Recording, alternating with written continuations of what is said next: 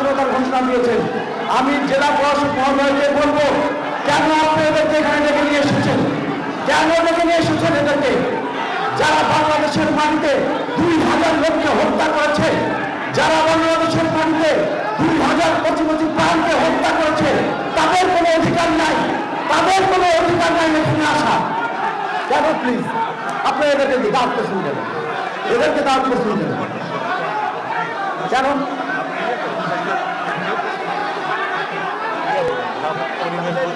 কিসের পরিবেশ? কিসের পরিবেশ?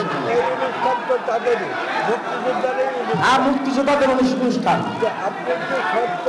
সত্য কথা বলতেছি, এখানে একটা কথা বলছে এখানে না, আমরা বলতেছি সত্য কথাই বলতেছি।